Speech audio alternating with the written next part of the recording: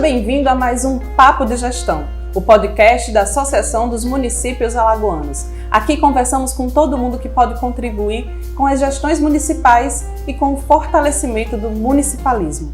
Hoje, em específico, vamos conversar sobre um assunto muito importante, que é o processo de escolha dos conselheiros tutelares. Os conselhos tutelares que são responsáveis, entre outras coisas, por receber denúncias de situações de violência, como negligência, maus tratos e exploração sexual. Então eu estou aqui para conversar sobre esse tema com o assessor técnico da AMA aqui da casa, Enildes Barbosa, e também com o representante da Secretaria de Estado e da Cidadania e da Pessoa com Deficiência e também coordenador da Escola de Conselhos, Erickson Calheiros de Souza. Sejam muito bem-vindos. Muito obrigado por estarem aqui para a gente conversar sobre um assunto que é de extrema importância, que chega lá na ponta para a comunidade, para a população, para as pessoas, que é cuidar das nossas crianças, que é cuidar de toda a nossa comunidade como um todo, né? Para iniciar, eu quero que vocês me falem um pouco sobre esse processo de escolha, eleição. Temos coisas diferentes esse ano nesse processo? Me expliquem um pouco sobre isso. Então, o Estatuto ele tipifica como um processo de escolha para diferenciar das eleições políticos partidários, porque o legislador ele entendeu que a função de conselheiro tutelar ela deve ser uma função diferenciada.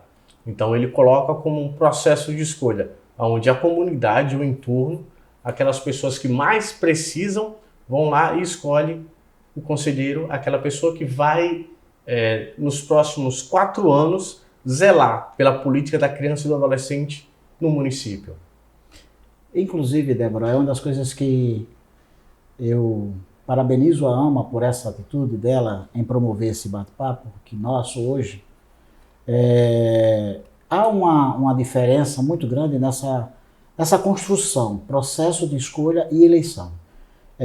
Estive gestor por 4 anos de um município e nós sabemos que surge na mentalidade das pessoas o processo de escolha de conselheiro tutelar como se fosse um processo político-eleitoral. E na realidade ele não é. Tá? A população, o que se presta, o que se coloca na condição de escolhido, a ser escolhido pela população na condição de conselheiro tutelar, ele passa por critérios específicos que dá a ele uma condição de se apresentar para a sociedade e a sociedade o escolher. Então, quando as pessoas misturam as questões política partidária, como o Erickson bem acabou de falar, Erickson acabou bem de falar aqui, com a questão de capacitação e responsabilidade e comprometimento de alguém desenvolver um trabalho com a relevância que é ser escolhido conselheiro tutelar do seu município para proteger crianças e adolescentes, vai além da questão política partidária. São princípios constitucionais, sim, mas que além de tudo isso, vai muito de quem é essa figura. A gente vê, na maioria das vezes, não é, Erickson, muitos professores serem candidatos, colocarem os seus nomes à disposição da sociedade. A gente vê muitas pessoas que lidam com ações voltadas para criança e adolescente, colocar os seus nomes. Nos últimos anos, as escolas de conselho, e aqui eu parabenizo inclusive o Estado de Alagoas com a Escola de Conselho, por fazer essa ponte de capacitação e preparação, e também existe hoje nos conselhos ou nas gestões daqueles que fazem a política de proteção à criança e adolescente, cursos específicos, e inclusive é uma das pontuações para que o indivíduo, a pessoa esteja apto a colocar o nome à disposição, que ele passe por um processo de seleção, inclusive. Ele vai passar por um processo que vai ser avaliado e ele terá notas a alcançar. Se ele não alcançar aquela nota, nem o nome dele pode ser colocado à disposição. Então é muito importante a você da sociedade, na hora de escolher o conselheiro tutelar, que você tenha esse conceito. Não é um vereador que você está escolhendo, não é um prefeito que você está escolhendo. Você está escolhendo alguém com a representação de conhecer legalmente o que representa ser e estar conselheiro tutelar durante 4 anos e o compromisso que você está recebendo de alguém que confiou em você por você ter se colocado à disposição de dizer: eu estou lá como peça fundamental para proteger crianças e adolescentes do meu município? Um dos principais critérios que a gente costuma discutir sobre por que votar nesse conselheiro tutelar ou naquele, você confiaria a tutela do seu filho, do seu neto, a essa pessoa, do seu sobrinho? Se você confiar a tutela dele para essa pessoa, então você deve votar nele. Se você não confia, então você não deve votar nessa criatura, porque esse indivíduo ele é responsável por assegurar toda a política da criança e adolescente no município, por assegurar os direitos. Inclusive do seu filho. Inclusive do seu filho. Porque se existe uma responsabilidade muito grande nos gestores públicos, eu acredito nos conselheiros tutelares ainda mais. Ainda mais. Porque precisa ter um conhecimento técnico, né, da legislação, como vocês bem dizem, né, da questão dos cuidados da criança e adolescente que é preciso ter, mas também precisa ter essa confiança, né? Precisa ter este apego, de alguma forma, de você confiar ali, não só as crianças, mas o seu filho, a sua filha, né? O seu neto, a sua neta, porque ele é ali que vai estar responsável. Débora. Por trás da escolha de um conselheiro tutelar, você precisa lembrar o seguinte: existem todos os sigilos do ofício que determina a função de ser conselheiro ou estar conselheiro tutelar.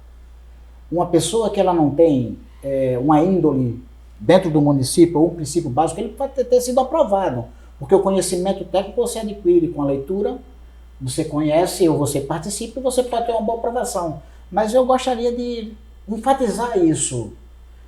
Se essa pessoa que está se colocando à disposição da sociedade para estar conselheiro tutelar, a vida dela, a maneira como ela conduz a vida dela socialmente perante a população, não desperta credibilidade, cabe a você a escolha.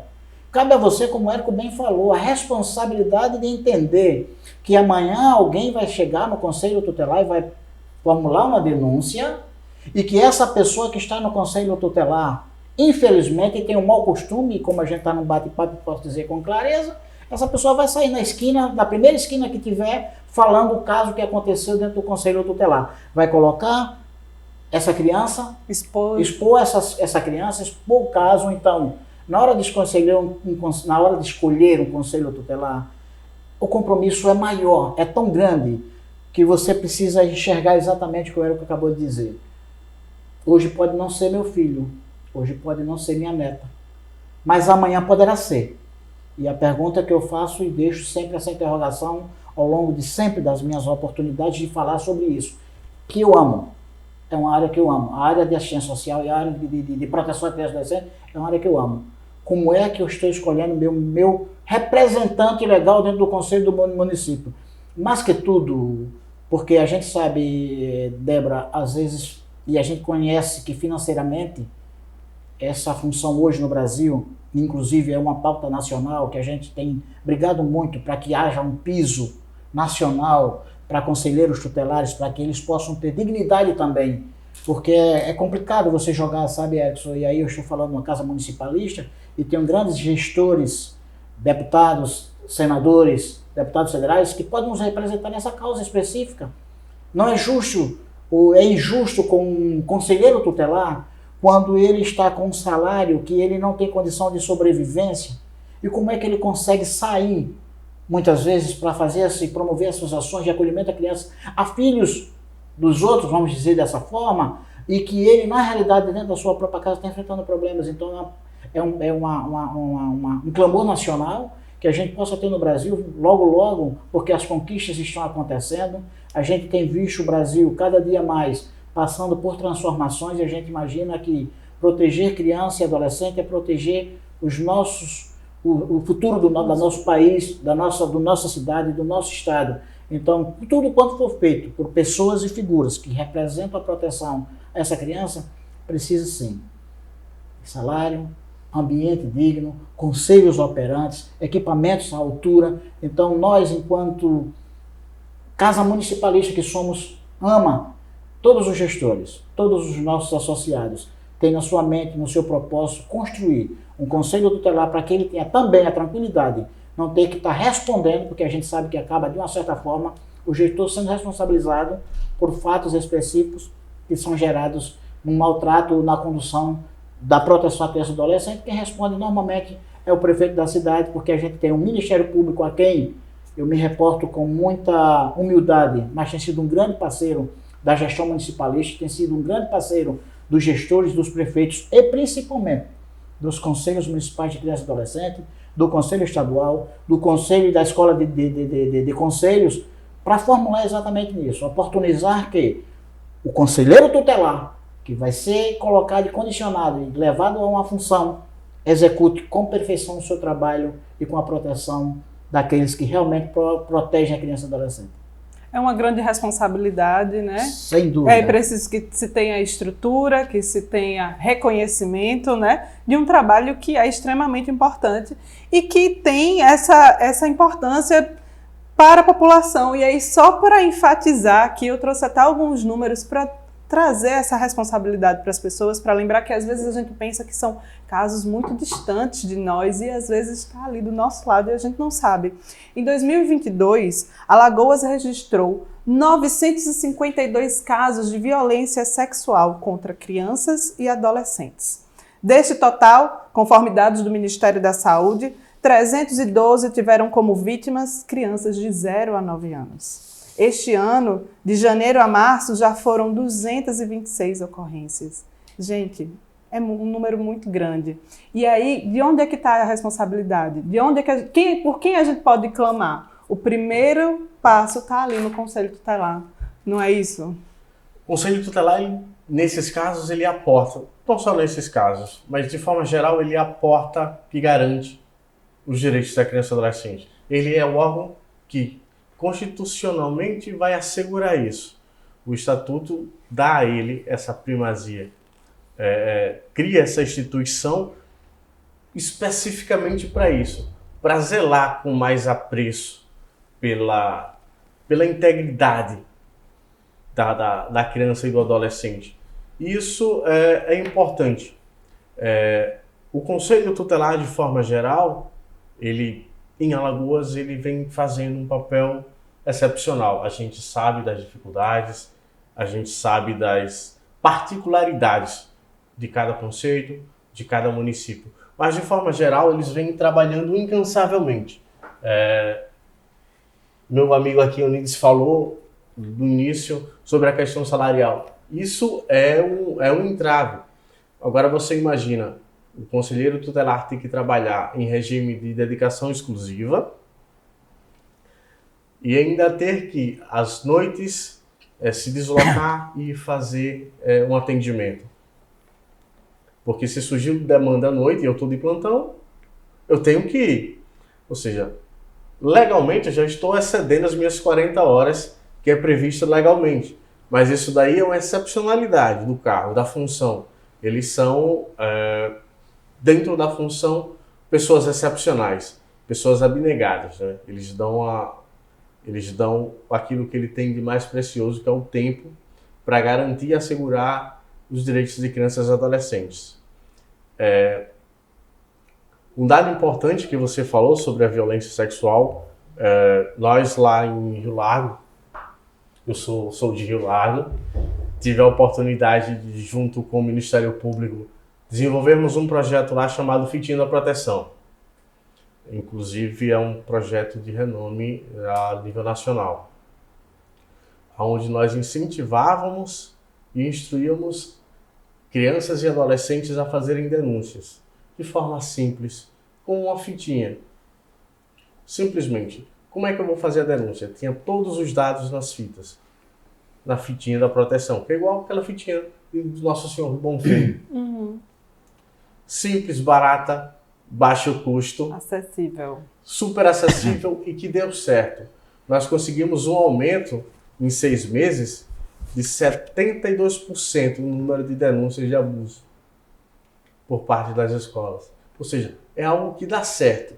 Muitas vezes a gente se surpreende com esse quantitativo, mas a gente ignora as subnotificações. É isso que eu ia falar, porque é aí que está a importância de um conselho tutelar estruturado como nós, e com uma pessoa com uma representatividade dentro dos conhecimentos legais que tanto nós estamos conversando aqui. Porque é preciso, não é que os casos eles não existam, talvez possa até ser um número maior do que esse que a gente tem aqui. Os casos eles existem.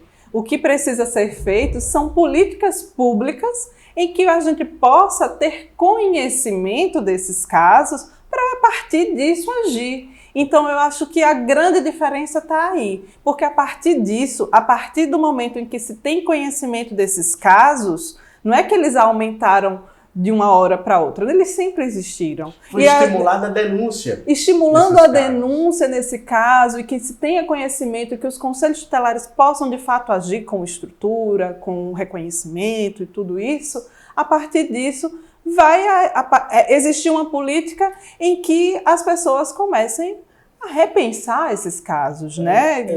Isso. Uma das coisas, Débora, que a gente tem enquanto gestor, que na maioria dos conselhos estaduais, conselhos tutelares, eles estão ligados, na sua grande maioria, à Secretaria de Assistência Social. Sim. Por uma questão de pactuação de orçamento, ou seja, e também a entrada de política que oportunizam no município a Secretaria de Assistência Social. O que é que acontece quando a gente tinha no passado, um passado não tão longe assim, por exemplo, o governo federal ele mandava porque é um propósito do governo federal, é uma questão de encaminhamento de recursos por parte do governo federal e encaminhava os computadores. Normalmente eles encaminhavam 5 computadores. Só que nós não tínhamos naquele momento lá atrás uma qualificação do conselheiro tutelar para ele operar o computador. Ou seja, existe um mecanismo que são plataformas que foram criadas para que o conselheiro tutelar possa dar, como você bem narrou aí, dados.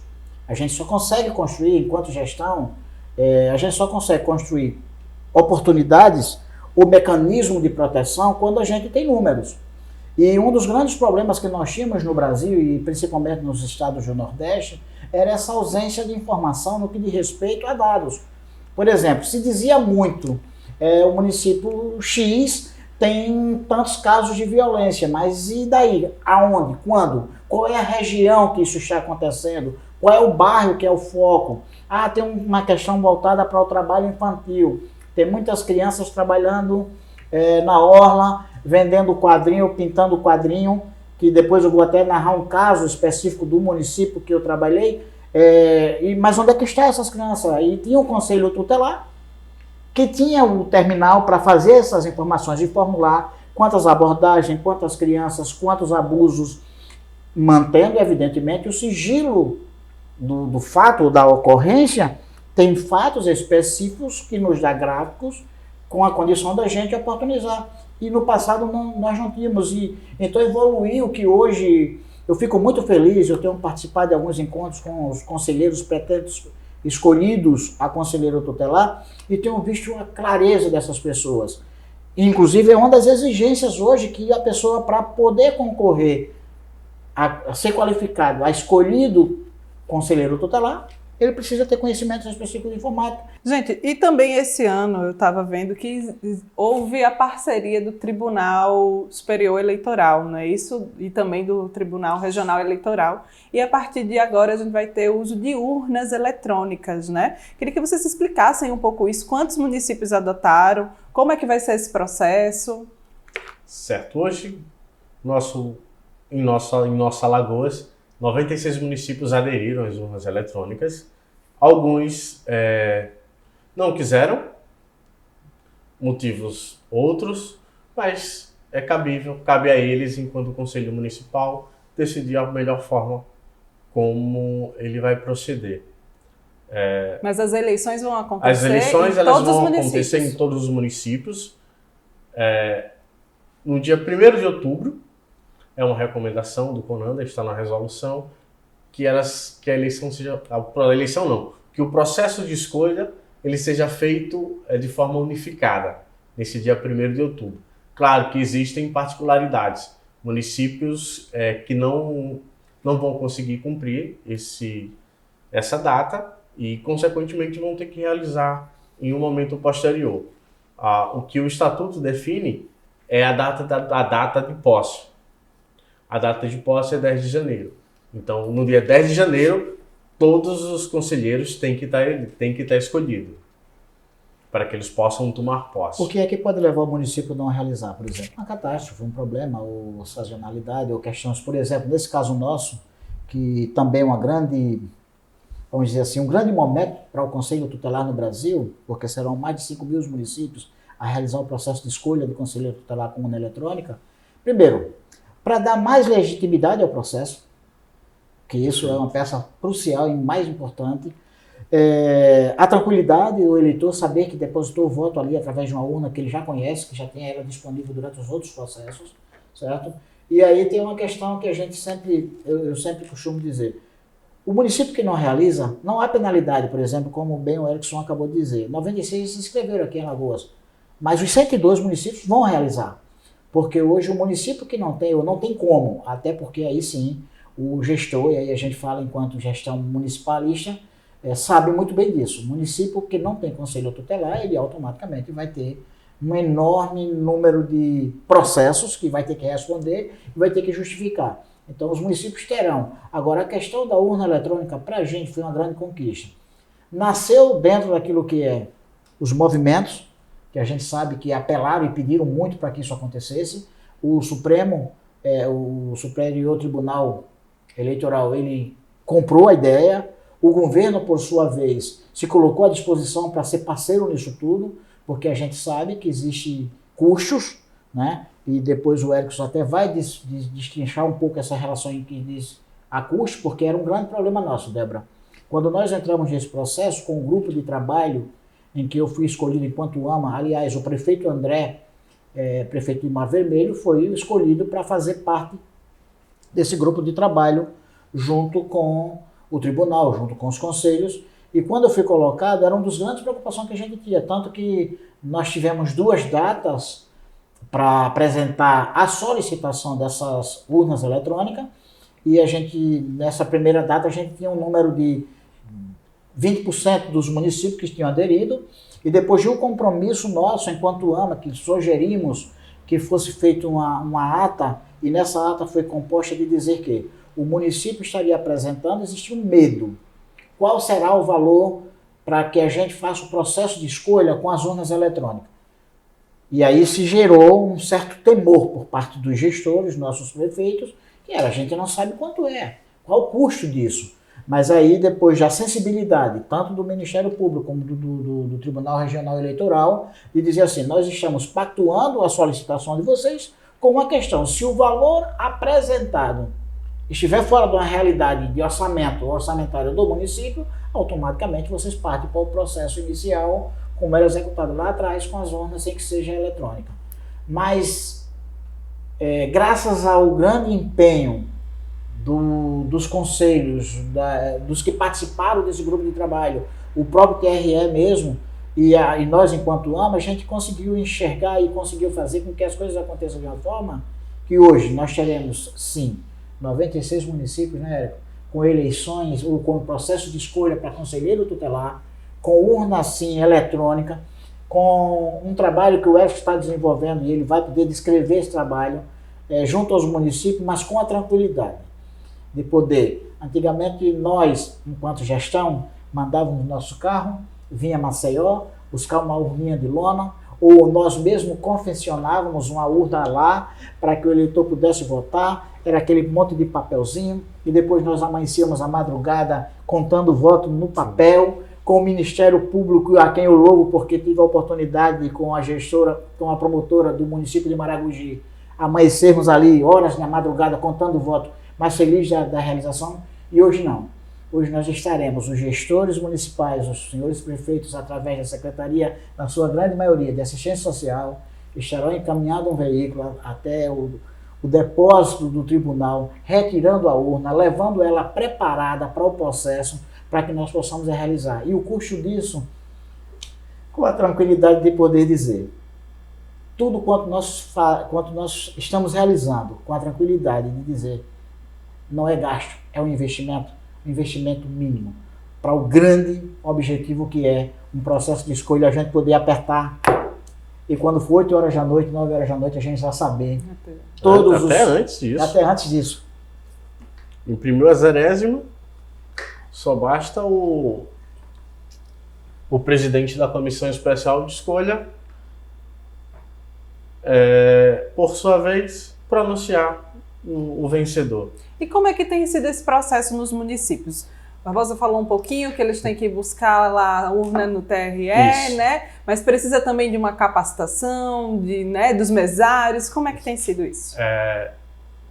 Nós, enquanto SecDef, nós nos propusemos, nos colocamos para ajudar a auxiliar os municípios, porque nós entendemos que cada município ele é particular e tem as suas especificidades, tem as suas necessidades que devem ser levadas em consideração.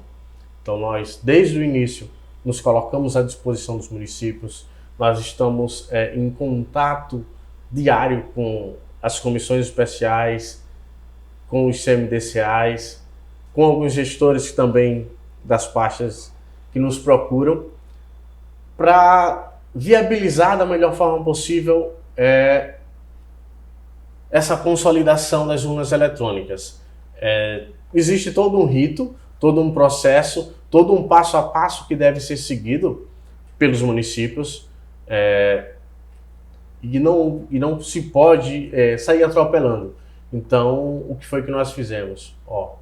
Vamos primeiro ceder para vocês, perguntar a vocês o que é que vocês querem fazer no seu município, quais sessões vocês querem criar, quantas sessões vocês vão criar dentro do seu município, claro, dentro dos parâmetros da realidade proposta tanto pelo TSE quanto pelo TRE. E quando eu falo TRE, especificamente o nosso grupo de trabalho lá, que eu também faço parte, represento a secretaria. Qual é a especificidade dentro do seu município? Quantas urnas vocês vão precisar? Nós vamos precisar de X urnas. Ok. Então nós vamos sentar com vocês, nós vamos modelar o quantitativo de eleitores que você vai botar, vai agregar em cada sessão, para que isso possa ser levado como informação para o TRE e posteriormente depositado na urna. Tem a urna preparada de forma mais prática, bem mais pedagógica, né? E nós estamos fazendo esse processo desde o início. Nós também lutamos hoje o valor para cada urna que vai ser gasto nos municípios não chega a R$15, chega a R$14,98 por urna eletrônica. O que é que o município vai estar pagando em si? Pelo lacre e pela bobina da urna eletrônica. R$15 por... Não chega a R$15, 14 é um valor realmente mínimo para a importância de todo esse processo. Para você ter ideia, Débora, a preparação da urna em si, porque aí o Érico, existem prazos, por exemplo. O primeiro prazo foi nosso enquanto dizer eu solicito a urna. Foi solicitada a urna. O que é que está sendo trabalhado nesse momento? Por parte do Érico. Dados, ou seja, o município tem o número de colégios, o número de eleitores. Esse número de eleitores vai ter sido centralizado, porque definido nacionalmente, as urnas eletrônicas elas terão capacidade de 3.500 a 5.000 no máximo, é isso, Érico? Então o que acontece? Por exemplo, e alguns até ficam preocupados, eu gostaria que vocês ficassem tranquilos em relação a isso. Por quê? Quando você concentra 3.500 votos ou 5.000 votos em uma urna, você precisa lembrar que dentro desse colégio, onde está sendo sacramentada a utilização da urna, já existe o número de eleitores, será um voto só, um único voto. E aí tem um detalhe, você precisa ter a tranquilidade de que a informação que nós estamos recebendo de você, não, o município quer 30 urnas, como ele faria no processo normal, ele sai de 30 e de repente desceu para 4, 5 urnas, mas isso não compromete dados, e aí é onde o Erickson e o TRE mesmo trabalham junto com o cartório eleitoral, e saber, peraí, o setor tal tem tantas urnas, tinha no processo natural, tem um número de X eleitores, uma urna comporta aqui. Então, na realidade, dar ao processo um encaminhamento ainda maior, porque antes você entrava na cabine do mesmo jeito, tudo bem, você colocava uma urnazinha lá de lona ou realizada pelo município, mas você tinha que entrar, você tinha que preencher, assinar, depois jogar. Não, agora você vai fazer o processo natural. Então, isso vai dar um andamento muito grande ao processo, para que a gente possa exatamente estar atendendo.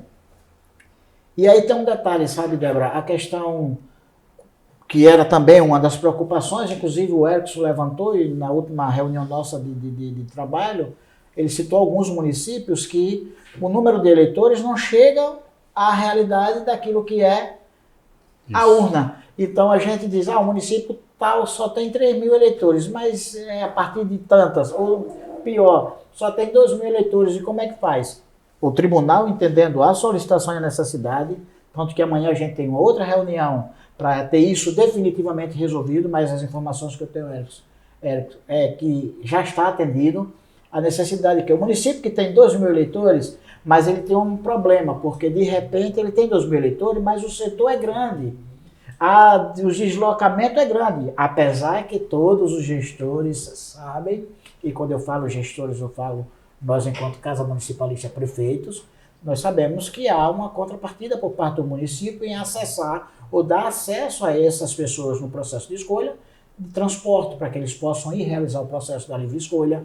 Há toda uma questão de investimento, isso sim já faz parte de todos os CMDCAs municipais e na sua grande maioria da Secretaria de Assistência Municipais de Assistência Social. Ela já sabe que custeou o transporte, ela custeou a questão do mesário no que diz respeito à questão de banco de dados, banco de horas, para que ele possa executar. A logística em si, toda a logística não mudou nada. Senhores prefeitos, senhores secretários, não mudou nada.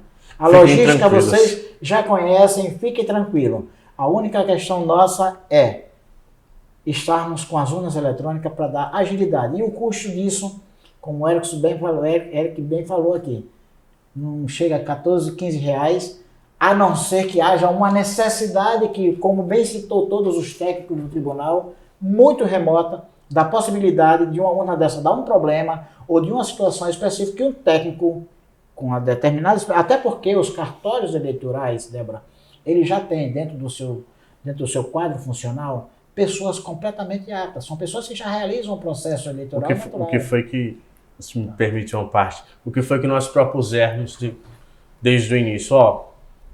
Cada município vai indicar alguém que seja minimamente capacitado para ser esse profissional de referência, para baratear esse custo.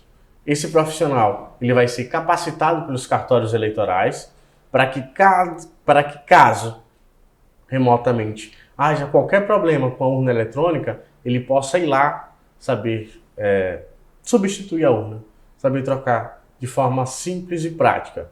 Ou seja, isso vai deixar o processo muito mais em conta, muito mais barato para o município, porque o grande gargalo de todo esse processo é justamente o gasto com esse profissional. Mas se o profissional ele já é do quadro do município, então ele só vai ser capacitado para isso. Então nós vamos estar perguntando município, quem é essa pessoa responsável que vocês vão indicar para ser treinado pelo cartório eleitoral para fazer essa função. E tendo essa pessoa, vai ser marcado o dia em que os cartórios eleitorais vão capacitar tanto esse profissional quanto os mesários, isso sem custo nenhum para o município, né? O único custo do município vai ser... Se houver o deslocamento, suponhamos que o município, o cartório eleitoral esteja regionalizado e tenha 3, 4 municípios. Então esse representante do cartório ele vai reunir na cidade polo ou provavelmente onde está situado o cartório eleitoral, e o município evidentemente terá que transportar essas pessoas para até o cartório para serem capacitados, né? Na condição de mesário, e essa figura técnica específica também escolhida, um TI do município, que foi escolhido com o propósito, se houver a necessidade de uma substituição de uma urna, ele poder fazer com louvor essa substituição. Os prazos em si dessa questão, uma preocupação que havia, e alguém até levantou, mas e como é que vai funcionar o software, quem vai gerar, quem vai criar? Não tem preocupação nossa em relação a isso. O Tribunal Regional Eleitoral vai receber do CMDCA as fichas de cada candidato, é isso? Já homologada, já com seus números específicos, já dentro daquilo que é a normativa da comissão escolhida no município para participar desse processo, vai encaminhar para o tribunal automaticamente, os técnicos do tribunal vão preparar essa urna com os números de cada candidato, com o seu referido nome, para que o processo seja. Então isso é uma preocupação. Tem custo? Tem.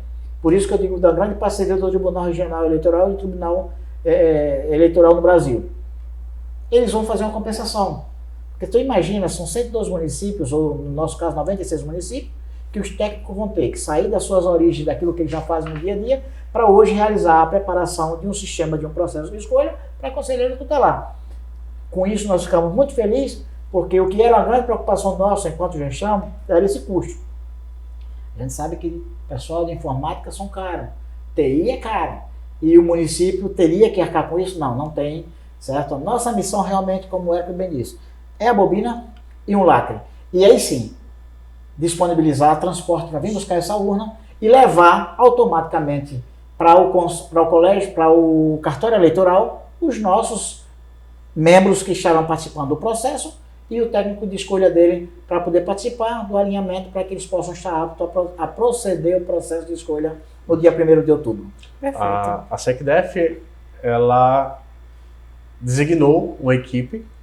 Nós estamos tratando esses dados, entrando em contato com os municípios para formatar, deixar tudo alinhado para que até o dia 5 nós possamos, cumprindo o prazo claro do TRE, dar todas essas informações formatadas da forma que se deve para o TRE. Isso também foi uma preocupação da nossa gestora, né? A Aline, ela se sensibilizou com a causa e formou essa equipe. Nós hoje estamos praticamente funcionando como uma equipe de suporte para o TRE e para os municípios. Nós estamos processando todo o dado e posteriormente vamos entregar já tudo formatado, tudo alinhado para que o TRE possa carregar as urnas eletrônicas. Certo. Então isso é um grande ganho para o município também. O Estado ele também está participando desse processo. Ele, apesar de ser responsabilidade do município, ele não se eximiu de participar. O governo do Estado sempre é um grande parceiro do municipalismo, da AMA e de todo esse processo, né, dos municípios. Inclusive, eu até parabenizo a secretária Aline Rodrigues, que é a secretária de Estado da pessoa com deficiência, e ela tem um compromisso muito grande, até porque esteve na condição, é uma pessoa da SEADES, então sabe das nossas lutas, dos nossos entraves na hora desse processo. Então, parabéns para a tua secretária, eu agradeço até a oportunidade de estar agradecendo, enquanto ama, as grandes parcerias que o Estado de Alagoas tem proporcionado a nós enquanto instituição, na hora que a gente precisa fazer capacitação, preparação, e não é fácil, o Estado sempre tem sido um grande parceiro, como bem a nossa amiga Débora, a nossa querida Débora colocou. Então é isso, você que está em casa, fica atento, dia 1º de outubro tem processo de escolha, não é eleição, processo de escolha de conselheiro tutelar do seu município. Fique atento, as coisas estão acontecendo, o processo ele está sendo formulado, está tudo muito bem encaminhado, né? Eu acredito que em breve as prefeituras vão estar divulgando os pontos de votação, né? Os pontos onde estarão as urnas eletrônicas. Então fiquem atentos, a gente já conversou aqui sobre a importância desse cargo para o município, para a população, para a comunidade, para o nosso futuro, né? Porque tratar de criança e de adolescente é tratar do nosso futuro. E eu queria saber se vocês têm uma palavra final para a gente encerrar esse programa. Eu quero agradecer muito a presença de vocês aqui. Foi de extrema importância, foi essencial, porque esse é um assunto que precisa ser debatido, precisa ser levado para as pessoas, a gente precisa conversar como o conselheiro tutelar é importante, como é importante que ele seja capacitado, né? Deixa a palavra com vocês. Eu quero, Débora, primeiro, enquanto nós ama a instituição, agradecer as grandes parcerias que a ANA tem, parabenizar você, Débora, pela condução e agradecer ao Edson, em quem por ele eu agradeço a todos os nossos colegas de trabalho que estão aí também com uma missão de levar a possibilidade, uma perspectiva de transformação de vida para crianças e adolescentes dos nossos municípios. Então, que Deus nos ajude. E você que é candidato, que se colocou à disposição, faz valer. Alguém está acreditando em você. Alguém está acreditando no sonho de ter alguém que representa, que protege, que luta pela criança e adolescente do município. E você, na hora de escolher, escolha bem, para que você não se decepcione lá na frente. Então, também gostaria de agradecer, Débora, pelo convite. Reinaldo, muito obrigado. Em nome da Secretaria de Estado de Cidadania da Pessoa com Deficiência, agradecer imensamente pela oportunidade de estarmos trabalhando de mãos dadas, de estarmos publicizando, na verdade, esse nosso trabalho, né? Porque trabalhando em parceria nós já estávamos há tempo. O governo do estado ele estende a mão para os municípios e isso é benéfico, é profícuo para que a política de fato da criança e adolescente ela possa acontecer. Então nós nos colocamos à disposição. Muito obrigado, estamos aqui para trabalhar. No que precisar, estamos mais uma vez de braços abertos, pode contar com a gente. Muito obrigado. Muito obrigada. Muito obrigada a você e até o nosso próximo episódio do Papo de Gestão.